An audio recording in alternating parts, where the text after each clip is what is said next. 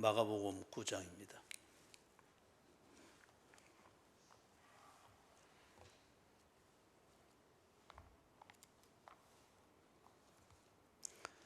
마가복음 9장 1절 한 절을 같이 읽습니다. 또 그들에게 이르시되 내가 진실로 너희에게 이르노니 여기 서 있는 사람 중에는 죽기 전에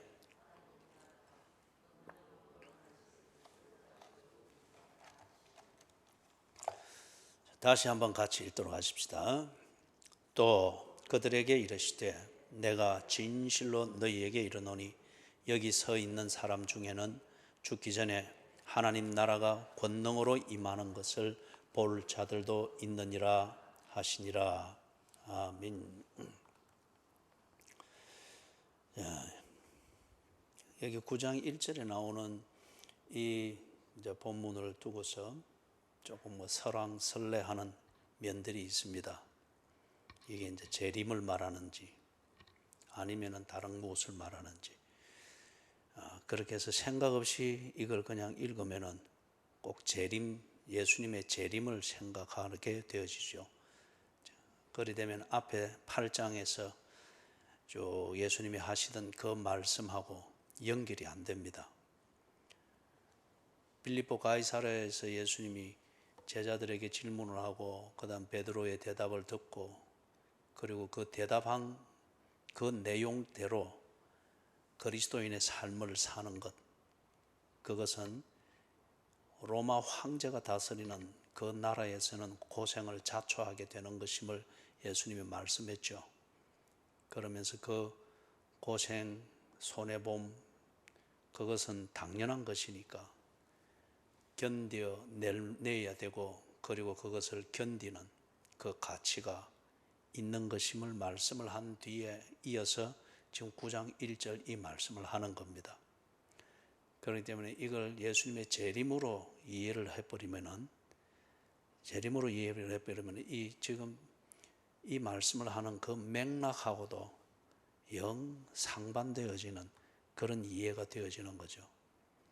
그렇기 때문에 성경을 읽을 때에 다 자기 감정대로 읽어서는 안 됩니다. 이게 참 위험한 겁니다. 그리고 성경을 읽고 나름대로 이해할 때 내 마음의 즐거운 대로 그걸 이해하고 끼워 맞추고 이거 뭐 명심보강 읽고 기분 전환시키는 거나 다를 바 없는 그런 식이죠. 그래서 성경을 절대 그런 식으로 읽고 이해해서는 안 됩니다. 우리가 하나님의 말씀을 듣는다 그러지 않습니까? 그래서 성경이 하나님의 말씀이면은 성경에 기록되어져 있는 그 말씀을 들어야 됩니다. 그게 성경을 바로 읽는 거거든요. 그래서 9장 1절 이걸 이제 이해하기 위해서 조금 자세하게 우리가 살펴보는데 여러분이 그 과정을 잘 오늘도 새겨두어서 여러분이 혼자서 성경 읽고 또 성경을 또 이해하기 위해서 혼자 성경을 조금 깊게 공부하고 할 때에 이런 방법들을 때로 참고로 그렇게 하도록 하십시오. 9장 1절을 이제 이걸 이해를 하려고 하면은 거기 9장 1절에 나오는 이 세 가지 요소를 먼저 잘 풀어야 됩니다. 이건 어떤 의미에서 문법적 읽기이기도 하고 또는 여러분이 쭉 이 신앙생활을 하면서 정리되어져 있는 성경적 원리 또는 신학적 그런 이해, 그 틀 안에서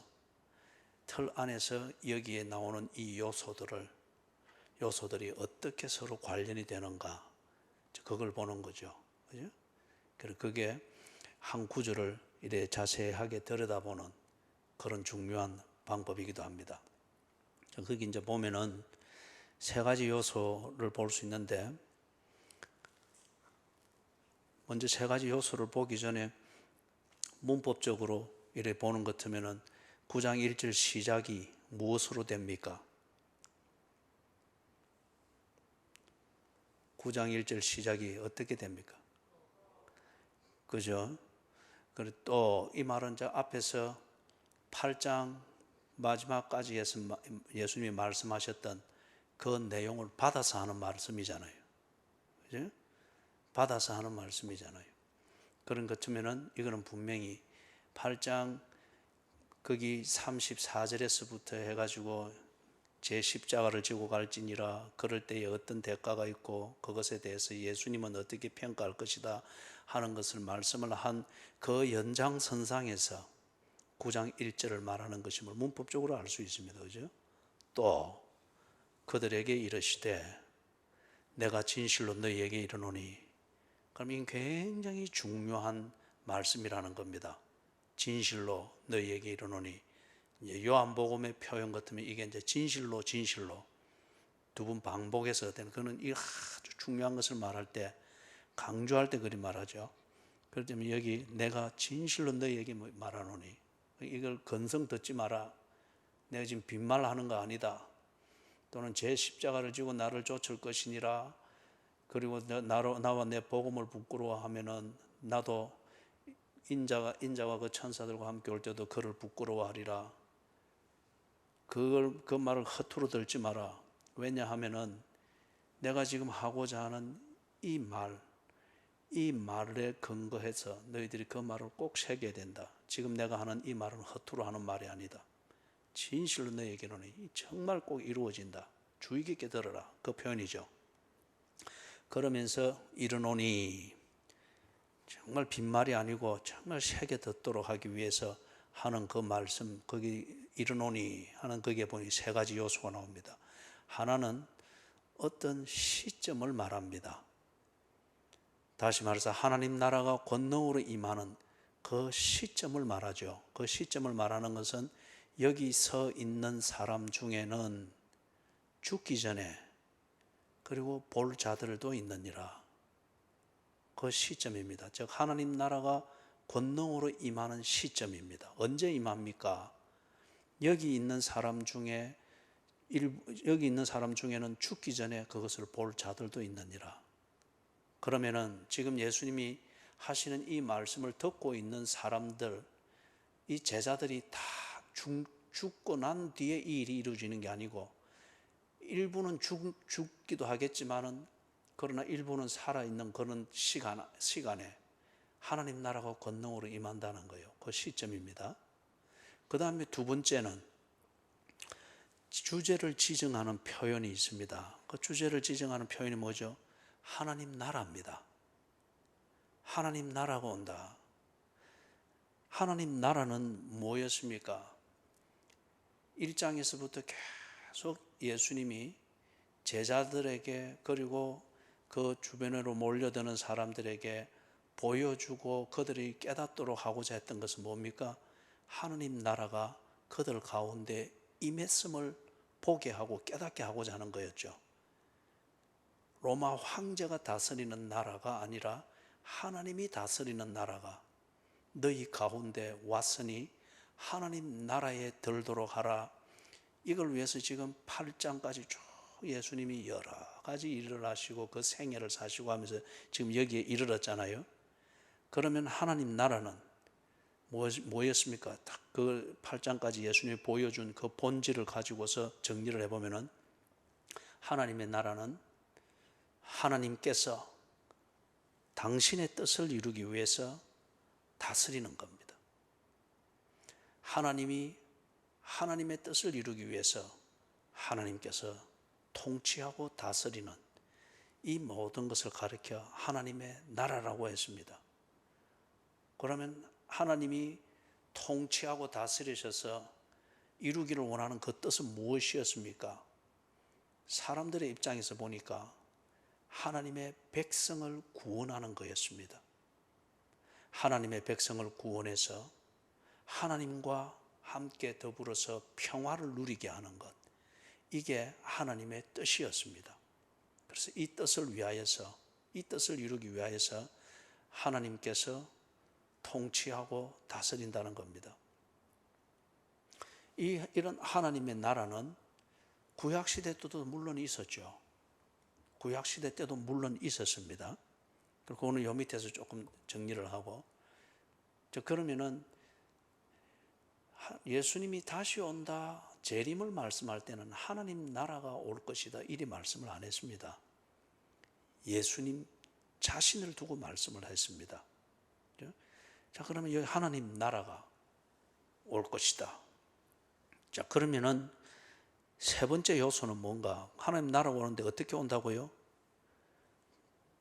권능으로 임하는 것을, 그죠? 권능으로 임하는 것을 볼 자들이 있느니라. 그럼 하나님 나라가 오는데 그 나라의 운동성을 이야기합니다. 즉, 그 나라가 임하는 방식을 말하고 있는 것을 볼 수가 있습니다. 권능으로 임한다. 그러면은 하나님 나라가 예수님 오시기 전에는 그러면 없었나? 그건 아니에요. 구약시대 때도 하나님의 뜻을 이루기 위해서 하나님께서 다스리고 통치하는 그게 분명히 있었죠.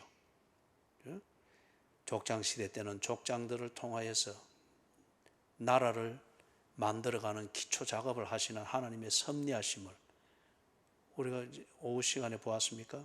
쭉 보았죠. 지난 주일 오전에 서대반의 설교에서 그걸 또 보았죠. 모세를 통해서 좀 더 구체화될 때는 율법을 주셔가지고 그 율법을 통하여서 하나님이 당신의 뜻을 이루기 위해서 통치하고 다스리는 이걸 구체적으로 했습니다. 그리고 이게 제대로 잘 안 되고 사람들이 건성건성 타성해졌게 될 때 선지자들을 보내가지고 아주 하나님이 그 율법을 통하여 주신 하나님의 뜻이 무엇인가를 선지자들을 통하여 구체적으로 설명해 주었고 경각심을 일깨워 주었고 정신을 차리도록 했고 그랬죠. 그래도 안 들으니까 어쨌습니까? 역사를 확 뒤집어 가지고 전쟁을 겪으면서 쫄딱 망하고 포로로 끌려가서 자기들이 하나님이 주신 하나님의 통치의 수단인 그 율법과 선지자들의 말씀과 이것을 무시하고 바벨론 아니면은 세상 나라의 임금이 다스리는 그 나라에 속해서 거기서 뭔가 얻어먹을까 싶어서 이리 산 결과가 뭔지를 똑똑히 보라는 거예요. 그래서 쫄딱 망했습니다. 고생했죠. 시편 139편 보면은 그들이 그런 상황에서 피눈물을 흘리고 있는 그걸 노래하고 있는 그 엘러지를 거기서 볼 수가 있습니다. 그죠? 그런 다음에 이제 다시 이랬다 돌아오게 해가지고 예배를 회복하고 그리고 하나님이 말씀하신 대로 하나님과 이 교제를 온전히 할 수 있도록 예배를 회복하고 올바른 예배를 드리기 위해서 성전을 회복하여 성전의 기능을 다시 다듬고 이렇게 하면서 하나님의 말씀으로 돌아가는 이 작업을 하게 했죠. 하나님이 자기 백성을 구원하고 그리고 하나님과의 교제 안에서 평화를 누리도록 하기 위해서 하나님이 다스리는 이게 구약의 역사를 통해서 쭉 나타나고 있죠. 그런데 또 이 이제 유대주의라고 하는 민족주의로 혼합이 되어지면서 그들의 민족적 우월성을 위하여서 여호와의 종교 그리고 율법을 수단으로 이용해 먹는 이런 쪽으로 또 슬 변질이 되어 버린 거예요. 그죠? 그래서 하나님은 수단이 되었고 하나님을 예배하는 그 전통들은 자기들을 합리화하는 그런 교묘한 수단으로 써먹는 이게 되어버린 거예요. 꼭 오늘날 한국 교회의 교인들처럼 그런 식으로 이래 타성에 젖어버린 거예요. 하나님의 나라가 임하지 않은 것 아닙니다. 그 나라를 하나님이 통치하시는 이 방식에 대하여 그들이 길이 들어지면은 그 감각을 잃어버리고 또 타성해졌고 그러니까 하나님께서 보다 더 강렬하고 그들이 하나님 나라를 거부할 수 없고 나는 몰라서 못했다 이 소리를 할 수 없을 정도로 또 새로운 방식으로 그리고 하나님 나라를 완전한 모습으로 이르게 하겠다는 거예요.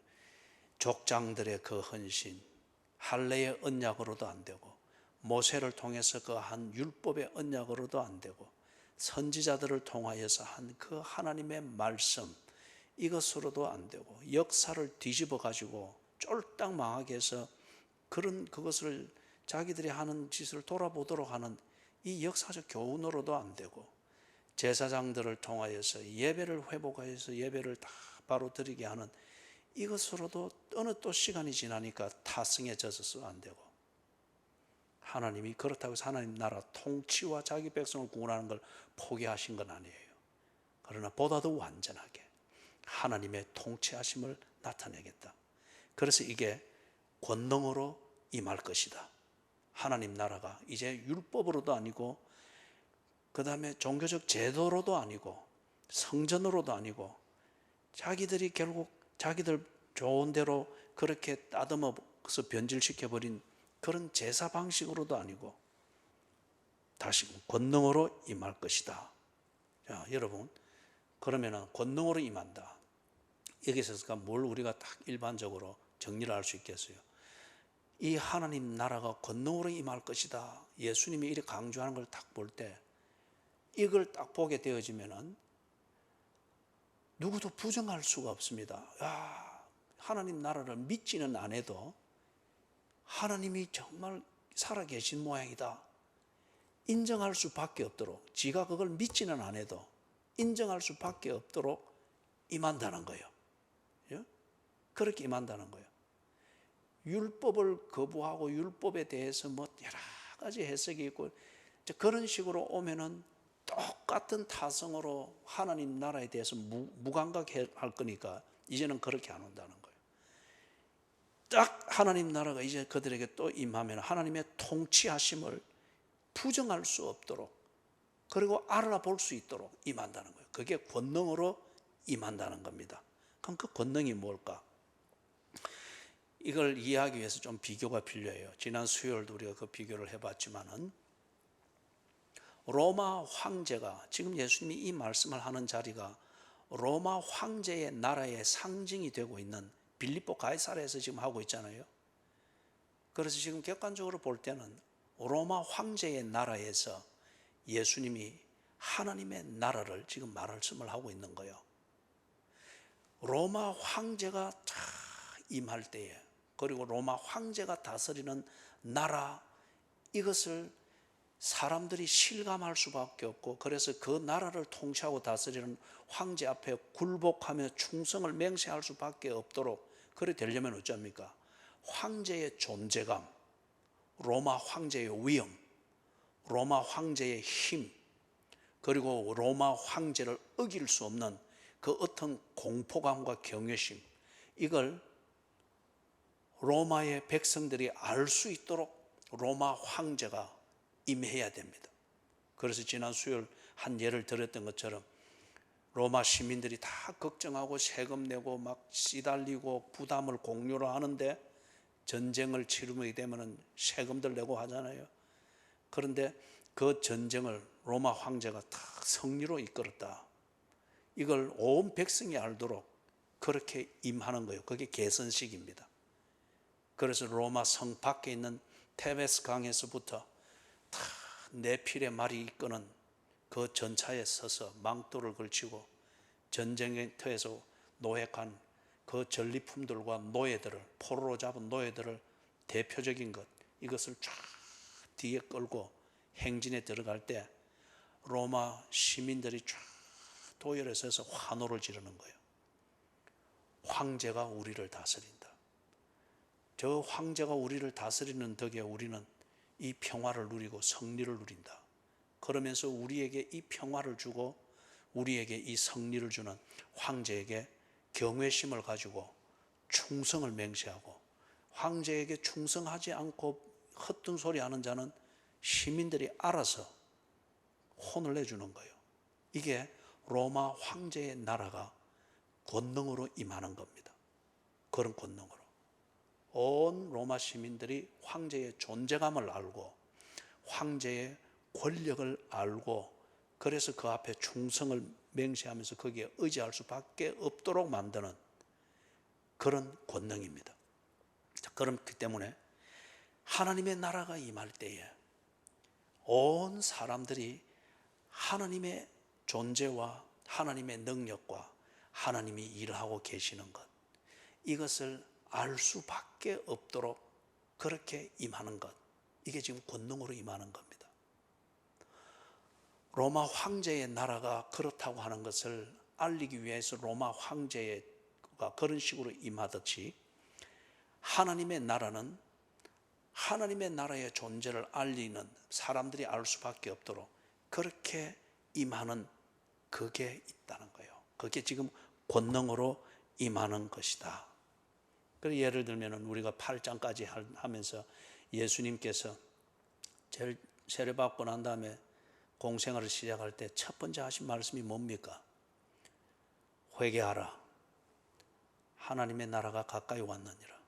또는 천국이 가까이 왔느니라. 그리 하면서 병자들을 고치기도 하고 죽은 자를 살리기도 하고 자연의 법칙을 하는 예수님이 명령하기도 하고 굶주린 자들을 먹이기도 하고, 그리고 들어보지 못한 그 말씀을 사람들이 들을 때에 이상하게도 그 말씀에 빨려 들어가면서 그들이 유대교를 통하여 느끼지 못했던 하나님의 임재와 하나님의 은혜와 사랑을 실감을 하게 되는 이런 경험들이 계속 일어났죠. 그렇죠? 그러면서 한 사람, 두 사람, 세 사람 입을 거쳐가면서 당신은 실로 하나님의 아들입니다. 아니면 거기까지는 안 가도 당신은 하나님의 보내신 자입니다. 그 예수의 신비로움을 보면서, 그죠? 뭔가 예사의 사람이 아니다 하는 것을 인정할 수밖에 없도록 예수님이 자꾸 자기를 드러내셨죠. 권능으로 임하는 겁니다. 그 권능입니다. 그죠?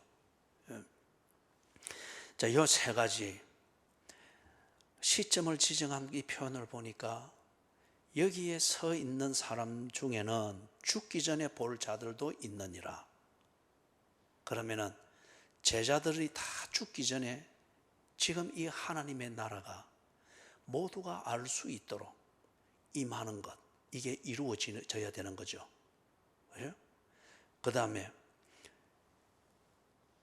그 임하는 것은 십자가에 죽었다가 부활하여 성천하신 그 예수님이 오는 것이 아니라 하나님 나라가 오는 것이라고 합니다. 하나님 나라. 하나님 나라. 이거는 제자들이 이미 예수님으로부터 들은 말씀인데, 그런데 이거는 이제는 권능으로 임한다. 지금까지 예수를 보면서도 부정하고, 이제 이 뒤에 가면은 예수님이 십자가에 못 박혀 죽잖아요. 그죠?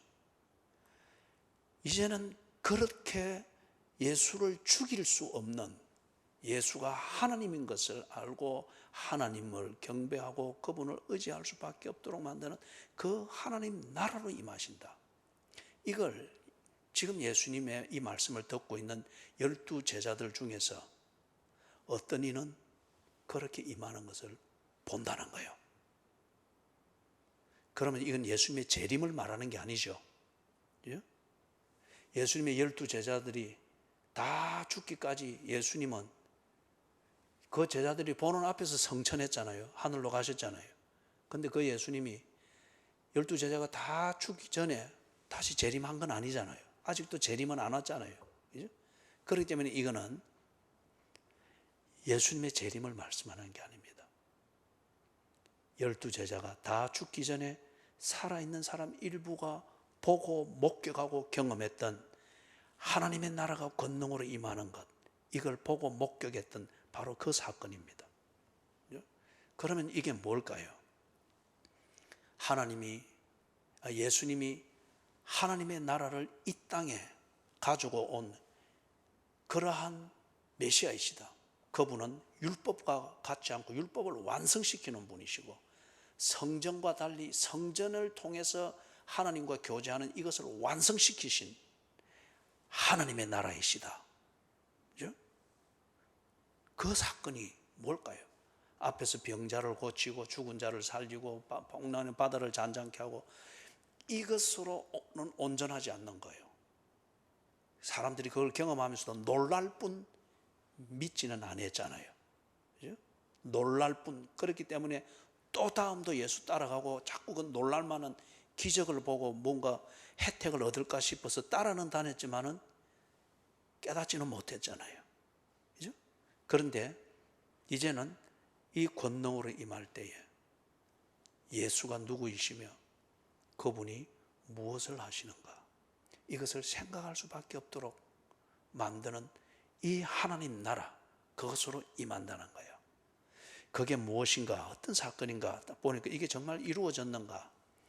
12 제자 중에 다 보지는 못했으라도 일부가 분명히 권능으로 임한 것을 보았다 할 수 있는 그 사건이 무엇인가. 우리가 이걸 한 5가지를 볼 수가 있어요.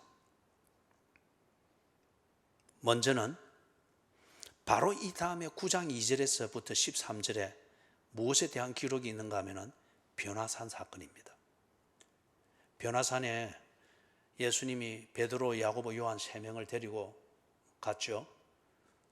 거기서 이 베드로, 야고보, 요한이 놀라운 것을 경험하죠. 예수님이 거기서 또 모세와 엘리야와 더불어서 이야기를 하고 있는 거예요. 그런데 그걸 보는데 아주 신비하게 변화되어진 그 어떤 형체로서 베드로, 야고보, 요한이 이것을 보고 난 뒤에 어떻게 했습니까? 완전히 매료되어 가지고 우리 여기서 그냥 초막셋을 짓고 여기서 사는 게 좋겠습니다. 변화산 사건, 이것이 지금 베드로, 야고보, 요한에게서는 하나님 나라가 권능으로 임한 그 사건이었습니다. 예수님의 새로운 면을 그들이 보한 거예요. 적어도 예수님이 지금 그 당시로 치는 것 같으면 1400여 년 전에 죽은 모세가 바로 그 현장에 떡 나오고, 그리고 예수님 이전에 약 900여 년 전에 죽은 엘리야가 그 자리에 생생하게 있으면서 예수님과 함께 동시대에 이 얘기를 하고 있는 거예요. 이거는 베드로, 야고보, 요한에게 놀라운 사건이었습니다. 그 다음에 두 번째 사건은 생각해 볼 수 있는 것은 이제 뒤로 가면서 예수님이 자꾸 죽을 걸 하잖아요. 그죠? 정말 그렇게 죽었습니다. 십자가에서 죽었습니다. 이게 많은 사람들, 유대인들의 눈에는 예수가 거짓말하거나 헛소리 하다가 그냥 지 죄값으로 죽는 것으로, 그리고 강도 중 하나로 헤아림을 받았다 했잖아요. 그렇게 죽은 것인데, 그런데 그 의미는 뭐였습니까? 그 모든 사형 과정을, 집행을 책임졌던 로마의 군대의 백부장이 마지막으로 고백을 했죠. 이는 실로 하나님의 아들이었도다. 그 하나님의 아들이라는 말은 예수님이 스스로 자기가 하나님의 아들이라고 하는 것을 말했고, 이것 때문에 유대인들이 참남죄라고 하면서 성질 나가지고 예수를 더 죽이려고 했잖아요. 그런데 로마 이 백부장이 가만히 전체를 보니까 그는 자기가 말한 대로 하나님의 아들이 맞다는 거예요. 다시 말해서 하나님의 아들이 아니면 이런 죽음을 죽을 수가 없다. 행악자의 입으로 진리를 말하겠죠. 그래서 예수님의 십자가의 죽으심, 이걸 보면서 자기 백성의 죄의 값을 지불하시는 진정한 왕을 본 것이죠. 왕은 백성의 평화를 책임을 지면서 전쟁의 위험으로부터 백성을 지켜내는 이 책임이 막중합니다. 그런데 예수는 로마 황제가 하지 못하는 이 일을 예수는 정말 왕으로서 하신 거예요. 자기 백성의 진정한 어려움이 되는, 문제가 되는 것, 죄의 값을 지불함으로 죄의 멍에를 벗겼습니다. 이 멍에를 벗기지 못한 이상에는 사람들이 죄의 노예가 될 수밖에 없단 말이에요. 죄 값을 치르지 못했으니. 그래서 예수께서 자기 백성을 위하여 진정한 왕으로서, 그들을 다스리는 진정한 왕으로서 이 백성의 평화를 위하여, 그들을 죄의 노예된 것에서부터 자유케 하기 위하여 죄의 값을 지불하기 위해, 그래서 십자가에서 죽으셨습니다. 세 번째 사건이 이어서 일어나죠. 부활하셨습니다. 부활했다고 하는 이것이 단지 우리에게 영원히 죽지 않고 사는 어떤 불로 장생을 보장하는 그런 게 아니죠. 이게 왕은 위험으로부터 백성을 구해주기 위해서 위험에 맞서 싸울 뿐만 아니라 동시에 백성들이 평화를 누리도록 삶을 지켜줘야 됩니다. 위험에 대해서는 맞서 싸워야 되고, 그런데 늘 맞서 싸우는 이것만 있으면은 늘 전쟁 분위기 되잖아요. 그죠? 이거는 왕이 한쪽 면만 하지 온전히는 못하는 거죠. 그래서 예수께서 죄의 위험으로부터 이 백성을 지키기 위해서 죄와 싸워서 자신을 죄값으로 주고, 동시에 이 백성들이 죄와 상관없이 평화를 누리도록, 그 생명을 누리도록 부활하셨습니다. 부활하심으로 말미암아서 이 백성들이 뭘 준 거예요? 그리고 뭘 보게 한 거예요? 더 이상 지옥에 갇혀 있는 삶을 살 필요가 없는 새 생명을 얻었다고 하는 것을 분명히 보게 해준 거예요. 이걸 구체적으로 알도록 하기 위해서 바울이 아주 길게 고린도에 있는 그 근성에 찌들어 있는 고린도 교인들한테 이걸 설명했잖아요. 그게 고린도전서 15장입니다. 부활은, 예수님이 부활하신 사건은 지옥에 갇혀서 숙명적으로 그렇게 살아갈 수밖에 없는 자기 백성들을 더 이상 지옥에 갇혀 생활하지 않고 지옥을 벗어나서 새 생명을 살도록 한다. 이게 영생입니다. 그죠? 그걸 보여주는 사건이었습니다. 그 다음에 하나님 나라가 권능으로 임하는 것을 본다. 어떤 사건을 통해서 이게 확정이 되는 것, 또 한 사건을 우리가 들어본다면 성령의 충만함입니다. 성령의 충만함. 그죠? 예수님이 이걸 약속했잖아요. 내가 가는 것이 너희에게 유익이라. 내가 가고 나면 보혜사가 너희에게 와서 죄와 의와 심판에 대해서 가르쳐 줄 것이라고 했지 않습니까? 그죠? 다시 말해서 예수가 누구이며 그분이 무엇을 하셨는가를 너희로 하여금 알게 하고 그 예수를 믿고 하나님의 자녀된 권세를 누리면서 살도록 그걸 인도하는 게 성령이라고 했지 않습니까? 성령의 충만함을, 이게 특히 사도행전 2장 1절부터 3절에서 사건으로 일어나잖아요. 그죠? 그렇기 때문에 이게 안 이루어졌다고 말할 수가 없는 거예요. 이걸 모르는 사람들은 그게 뭐 성령이 이거는 모른다고 하고, 그러나 그 사건을 보면서 사도행전 2장을 보면은 온 나라에서 온 사람들, 최소한도 그게 14개의 나라는 소개되어 있잖아요. 그들은 다 보고 놀랬지 않습니까? 그게 사연이 뭔지는 모른다 할지라도. 왜 성령을 보내주셨죠? 성령을 보내주셔서 충만하게 한 것은 하나님의 뜻을 따라서 살아가는 이 새 생명을 알고 그 새 생명을 살아가도록 하기 위하여서 성령을 보내주신 것이죠. 성령을 충만케 하신 것이죠. 예수께서 죽으시고 부활하심으로 말미암아서 영생을 보장하시고 영생을 주신 이것을 가지고 이제는 새롭게 살아야 되잖아요. 그죠? 어떻게 살아야 되는지, 무엇을 하며 살아야 되는지, 그걸 하도록 성령을 보내주셨다는 거예요. 그러니 이게 새 생명을 사는 권능입니다. 머리로 안다고 해서, 머리로 여러분 뭐 성경 많이 외우고 많이 지식적으로 풍성한 교인들이 제법 많아요. 그러나 머리로만 아니까 얼마나 건방지고 오만하고 뺀돌뺀돌한지 몰라요. 절대 안 고쳐요. 왜냐하면 지 머리로는 많이 아니까 요거를 요리 갖다 붙이면 되고 저리 갖다 붙이면 되고 다 지 옳다는 이걸 말할 수가 있거든요. 성령이 충만하지 않고는 내가 머리로 알고 있는 이 하나님에 대한 지식, 성경 지식은 절대 내 심장으로는 오지 않습니다. 우리가 이렇게 살아가는 게 심장이 뛰는 이 박동으로 살아가잖아요. 그죠? 성령의 충만함, 이게 있을 때에 예수께서 나로 하여금 보게 하고 알게 하고 놀라게 한 그 하나님 나라를 내 심장으로 받아들이면서, 그리고 아는 대로 삽니다.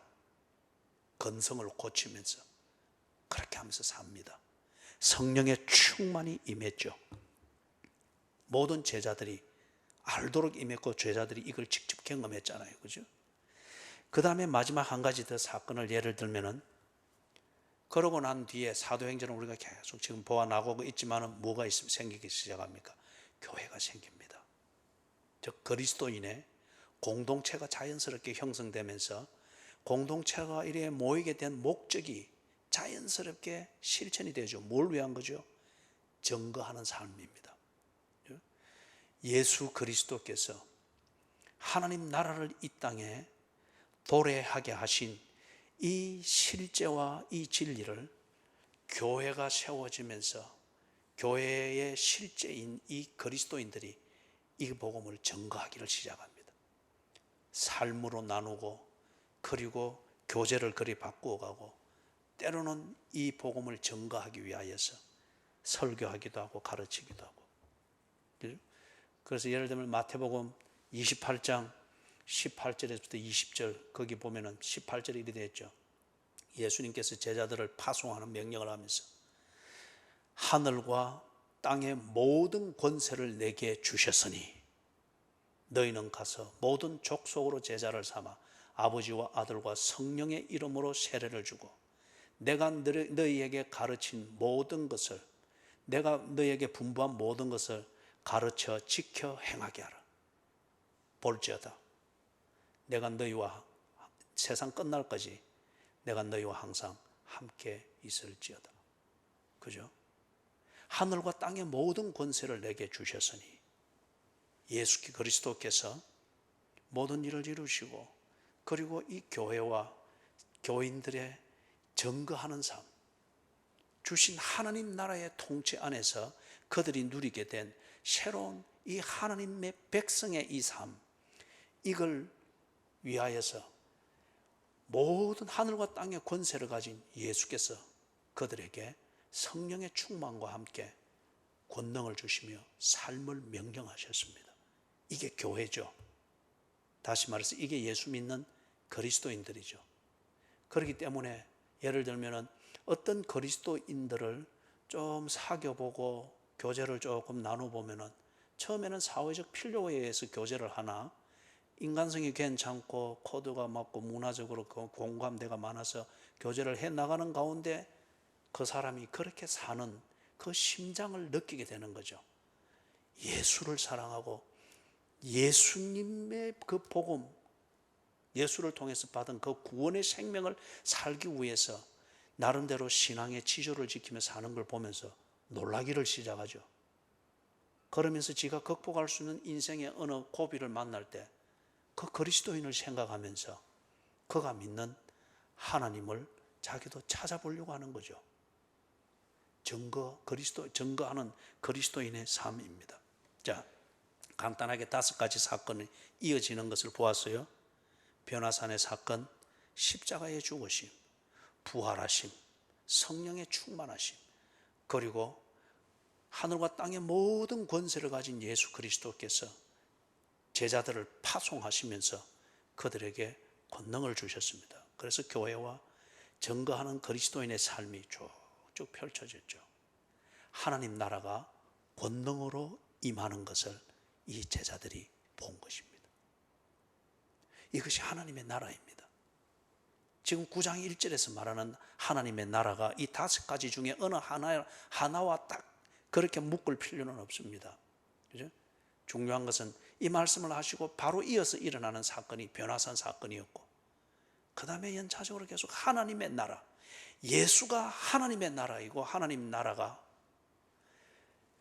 우리에게 임하였음을, 그죠? 율법을 통하여 임하는 하나님 나라를 거부하고 선지자들을 박해하고 죽이면서까지 그들이 말씀을 통해서 임한 하나님 나라를 거부하고 성전과 예배를 통하여서 하나님 나라를 알도록 임한 이것을 성전을 종교로 바꿔버리면서 이렇게 박해하고 무시한 그들에게 이제는 거부할 수 없도록 하나님 나라를 보다 완전하게 임하십니다.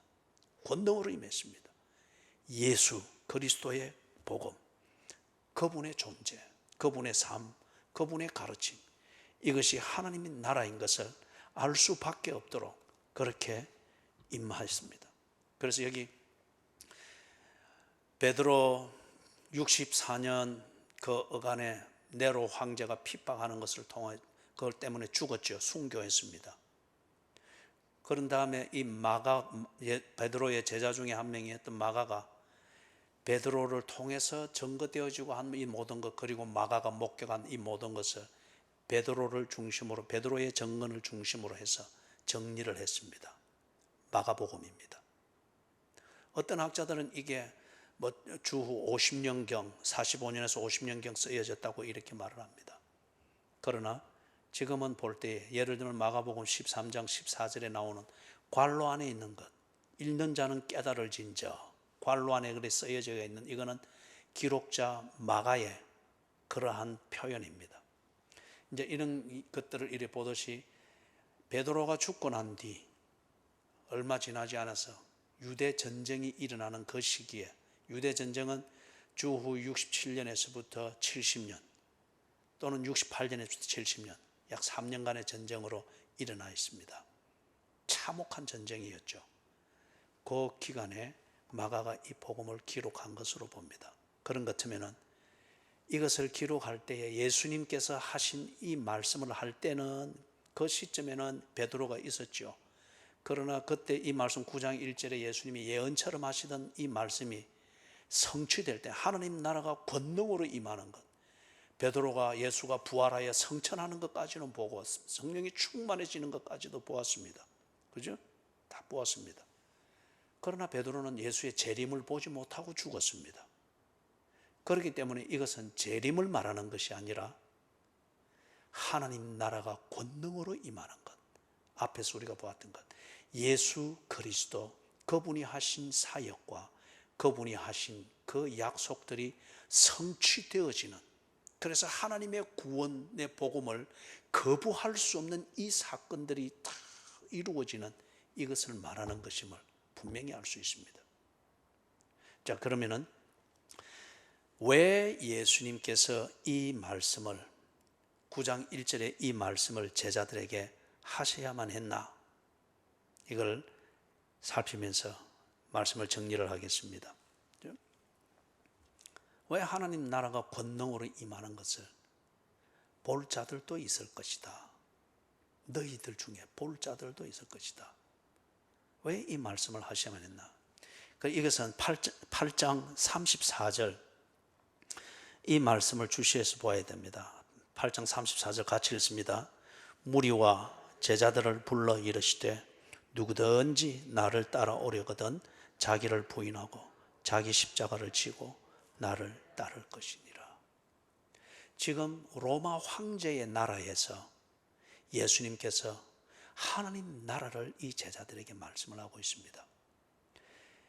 일반 사람들은 물론이거니와 예수님의 제자들, 이들마저도 지금 이들이 최소한 예수님과 12년을 함께 지난 상태입니다.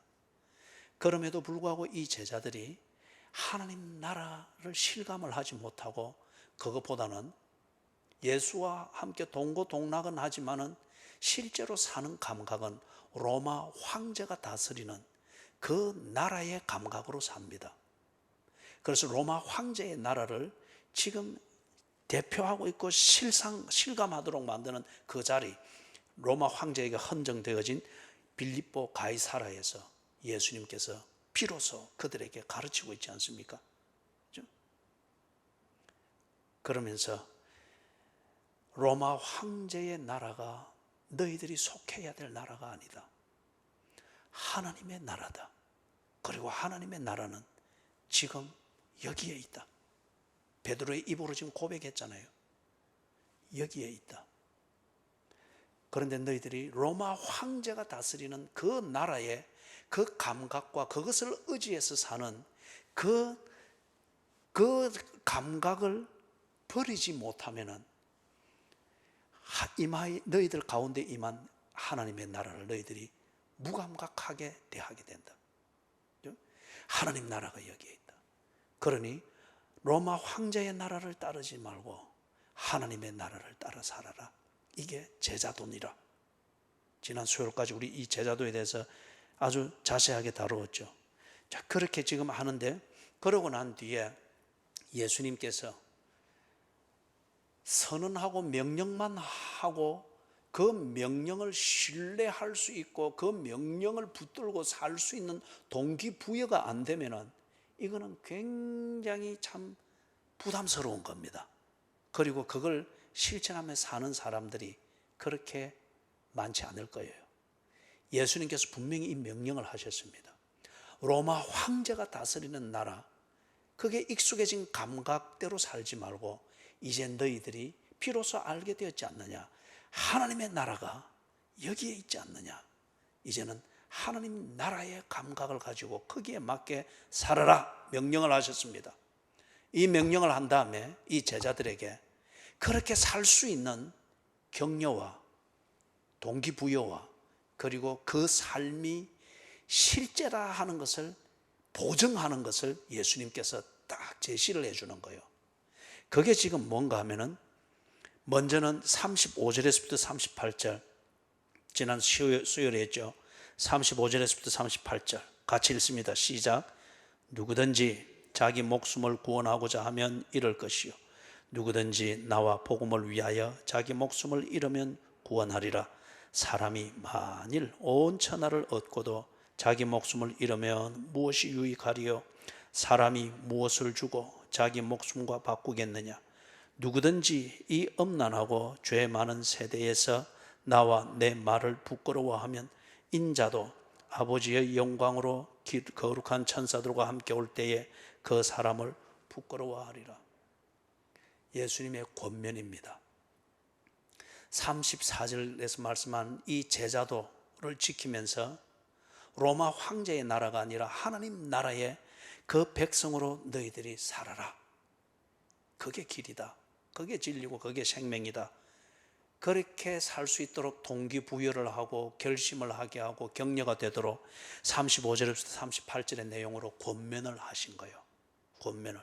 그런데 여러분, 이 권면을 할 때 근거가 없고 믿을 근거가 없는 권면, 듣기에 좋은 소리로 격려하고 이런 거, 그거 보고 우리 공치사라고 하죠. 그리고 그거는 잘못하면은 아주 사람을 현혹하는 게 됩니다. 그래서 우리 젊은 자녀들이 부모의 말들을 아예 안 들으려고 하는 게 자꾸 말만 좋은 소리를 하려고 하고, 이런 교회 안에서도 역시 마찬가지예요. 여러분, 먼저 믿었거나 오래됐거나 나이가 드신 교인들은 새로 왔거나 젊은 교인들에게 가능하면은 이 권면이라고 하는 것을 절제해야 됩니다. 그리고 권면을 할 때는 진심이 통할 수 있는 그 무언가를 가지고 권면을 하시라고요. 그죠? 진심이 통할 수 있는 그 무언가를 가지고. 예수님이 강하게 이 권면을 하는데, 그런데 이 제자들이 지금 예수가 누구인지, 어떤 인격의 사람인지, 자기들을 위해서 어떻게 헌신하고 어떻게 사랑하고 있는지 12,000년 동안 예수님을 경험했습니다. 그래서 이 말의 실제가 뭔지, 이렇게 살 때에 정말 이게 답이 있는지, 이것에 대해서는 제자들이 모릅니다. 그러나 예수님이 그 명령을 하시고 그렇게 살 수 있도록 이 권면을 강하게 그리고 진지하게 할 때에 그들은 인연을 경험해서 예수에 대해서 신뢰를 가지고 있는 것에 근거해서 예수님의 이 권면을 받아들일 거예요. 그런데 예수님과 2년 동안 사는 다른 재미가 있고 다른 기대는 있지만은 이런 정도의 권면을 진실로 알고 받아들일 만큼 예수를 인격적으로 신뢰하지 않는 것 같으면은 그냥 이 사람들은 한쪽 귀로 듣고 한쪽 귀로 흘려버릴 겁니다. 오늘 많은 교인들이 설교를 그런 태도로 듣듯이, 그죠? 예수님의 인격과 예수님이 교제했던 그 내용에 근거해서 지금 예수님의 이 간절한 권면을 이들이 듣느냐? 예수님은 그걸 바라서 이 권면을 했습니다. 로마 황제가 다스리는 나라의 감각대로 살지 마라. 그러면 너는 반드시 부끄러운 인생이 될 것이다. 하나님 나라, 이 나라를 위해 맞도록 제자도를 따라 살아라. 그럴 때에 로마 황제가 다스리는 나라에서 불이익을 당하고 손해를 봄이 있고 불편함을 겪는 고생이 있을 수 있으나 견딜 만한 가치가 있다. 그는 결코 최종적으로는 부끄러움을 당하지 아니할 것이다. 내가 그를 인정할 것이다. 간절한 권면입니다. 그런데 보세요. 이 사람들이 예수의 인격과 존재를 신뢰하지 못하면 이 권면은 공연불이 됩니다. 그래서 지금 예수님께서 9장 1절에서 8장 34절에서 말한 제자도 이 중심으로서 하나님 나라의 백성으로 사는 삶은 실제적으로 보장된 것이라고 하는 것을 그들에게 증명해 주고자 하는 거예요. 그냥 너희들이 내 얼굴 봐서 이렇게 살아주고 내 편이 되다오 이게 아니고, 내가 그런 말 하는 게 아니다. 제자도를 따라 살 때에 이 제자도의 삶은 보장된 것이다. 이 제자도의 생명의 실체는 보장된 것이다. 이거는 그냥 종교적 행위가 아니고, 또는 내 명분과 명예를 위해서 한번 그렇게 깨끗하게 살아보는 그런 게 아니다. 그런 거 하라고 내가 지금 이 말 권면을 하는 게 아니다. 이거는 보장된 것이다. 이 삶에 대해서는 결과가 있는 것이다. 그 결과는 이렇게 보장되는 것이다. 그걸 말하기 위하여서 9장 1절을 제자들에게 말씀한 겁니다. 하나님 나라가 권능으로 임하는 것을 볼 것이다. 로마 황제의 나라는, 로마 황제가 없어지면 이 나라도 없어지지만은 하나님의 나라는 그렇지 않다. 그 권능으로 임하는 것을 너희들이 보게 될 것이다. 먼 훗날 될 것이 아니라 너희들 중에서 지금 이것을 보게 될 것이다. 그러니 하나님 나라, 그 나라에 속한 제자들답게 제자도를 따라 살아라. 믿을 근거를, 실제적 근거를 분명히 딱 제시를 해준 겁니다. 대신에 자, 말씀을 마칩니다. 로마 황제의 나라에서 하나님 나라의 백성으로 산다고 하는 것, 이것은 저절로 되는 것이 아닙니다. 그러나 제자도를 따라 살만한 충분한 가치가 있습니다. 보장된 것이기 때문에. 하나님 나라를 알고 그 나라를 가지고 온 그분이 우리가 결코 잊을 수 없고 벗어날 수 없고 패배할 수 없도록 권능으로 임하여 자기 백성을 다스리고 통치하신다고 합니다. 그죠? 통치하신다고 합니다. 사랑하는 여러분, 그리스도인으로 사는 여기에 어려움이 분명히 있습니다. 왜냐? 우리가 지금 그리스도인으로 살아내야 될 이 목적 있는 삶을 사는 현장에는 로마 황제의 나라의 구조가 우리와 공존해 있기 때문에 그렇습니다. 그렇죠? 세상 나라의 정치가 있고 세상 나라의 권력이 있고 세상 나라가 추구하는 그것을 이루고자 하는 문화가 있고, 그것에서 말한 대로 즐기는 그 재미와 거기서 말하는 행복이 있고, 때로는 그게 지배적인 것 같습니다. 이런 상황 속에서 하나님 나라의 백성으로서, 그리스도인으로서 하나님 나라의 이 약속을 바라보면서 산다고 하는 것, 이게 감각을 잃어버리면 참 어리석게 보입니다. 그리고 결과 없는 그냥 종교적 삶을 종교적 도취감으로서 사는 것처럼 아주 허황되게 보일 수 있습니다. 성경을 읽으며 동기부여를 받고 예배를 와서 때로 이 예수님이 제자들을 권면하듯 그런 권면을 들으면서 또 그래 한번 해봐야지. 그러나 그게 세상 나라의 이 구조 속에서 또 벌어먹고 사는 이걸 위해서 이렇게 할 때에 그 감동은 쉽게 없어져 버릴 수 있어요. 그럴 때에 예수께서 기록된 성경과 성령이 주도하는 교회 중심의 삶을 통해서 우리에게 그 실제적 보증되어진 근거를 우리에게 다 보여줍니다. 이걸 만지게 합니다. 하나님의 나라가 권능으로 임하는 것을 네가 볼 것임이니라. 하나님 나라가 권능으로 임하는 것을 네 밥상에서 볼 것이니라. 네 직장에서 볼 것이니라. 예수의 제자이기 때문에 예수가 십자가에 못 박힌 그 십자가에 네가 못 박히는 그 자리에서 하나님의 나라가 권능으로 임하는 것을 네가 보게 될 것이니라. 이 세상 나라가 죽음의 위험으로 가지고 위협을 하면서 너를 흔들 때에 그 죽음의 위협에서 벗어나기 위해서 오늘 새벽에 본 것처럼 지극히 이기적이고 지극히 개인적으로 지 살궁리만 하면서 요래조래 하고 있을 그 참 수치스럽고 부끄러울 수밖에 없는 처신으로 빠지게 될 때에 네가 닭 울기 전에 3번 나를 부인하리라. 예수의 말씀은 그 비겁하게 자기만을 살고자 그렇게 비겁한 구석을 찾아가는 베드로에게 임한 권능으로 임한 하나님의 나라였습니다. 그래야 베드로가 나아가 통곡하며 울었지 않습니까? 이런 하나님의 나라가 권능으로 임하는 것을 예수께서 보내신 성령을 통하여 우리가 부정할 수 없도록 때로 수치스러움을 느끼면서 베드로가 통곡하며 울던 그 나라에서 하나님 나라로 다시금 옮기도록 다 그렇게 돌보고자 하는 거예요. 그죠? 돌보신다는 거예요. 우리들의 싸울 것은 혈과 육에 있는 것이 아니요 공중 권세 잡은 자와의 싸움입니다. 왜? 우리는 하나님 나라를 알고 있기 때문에. 그리고 지금 우리가 사는 것은 하나님 나라를 살고 있습니다. 하나님 나라를 살고 있기 때문에 이 목적을 위하여서 모든 족속으로 제자를 삼아 아버지와 아들과 성령의 이름으로 세례를 주고 내가 너에게 분부한 모든 것을 가르쳐 지켜 행하게 할지니라. 볼지어다 세상 끝날까지 내가 너희와 항상 함께 있을지니라.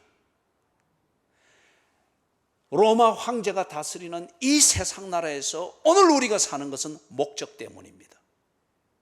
이 목적을 이루기 위한 사명자의 삶, 이것을 잊어버리고 우선 불편하고 손해보고 고생한다고 하는 이것으로부터 벗어나기 위해서 로마 황제의 통치 아래서 잘 보이려고 아첨이나 하는 그런 식의 처신을 하는 이런 것으로 유혹되고 스스로 무너지지 않도록 하기 위해서 하나님 나라가 권능으로 임하는 것을 너희가 볼 것이니라. 예배를 통하여 볼 것이니라. 경건의 생활을 통하여 볼 것이니라. 그리스도인의 양심을 통하여 볼 것이니라. 네 양심의 부끄러움을 가지고 베드로가 통곡하며 울듯이 하나님 앞에서 피눈물을 흘리는 나의 수치스러운 모습을 두고서 통회하고 자복하는 것을 통하여서 하나님 나라가 내게 있는 것을 보게 될 것이니라.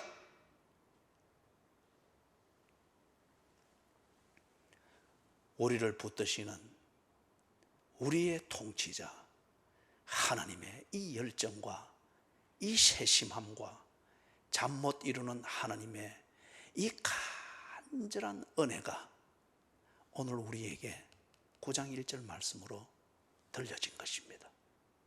나를 지키기 위해서 권면해도 못 알아들으니 이 보증된 근거를 분명히 보여주신 것이에요. 오늘 이 말씀을 생각하면서 집에서 잠들기 전에 잠시 생각을 돌아서 해보시라고요. 여러분은 분명히 하나님 나라를 보았습니다. 하나님이 여러분을 통치하고 다스리는 것을 여러분은 분명히 보았습니다. 회개한 적이 있을 거예요. 하나님 앞에서 양심의 가책으로 스스로 수치감에서 떨었던 때들이 있을 겁니다. 하나님이 아니면 이 삶이 이루어질 수 없었지, 서절로 하나님 앞에 감사를 할 수밖에 없었던 그 환희의 순간들이 있었을 거예요. 그런 것들이 이어지면서 오늘 여기까지 이런 것을 여러분이 부정할 수 없을 겁니다. 하나님의 나라를 보았지 않습니까? 그렇죠? 그리스도인답게 사십시다. 찬송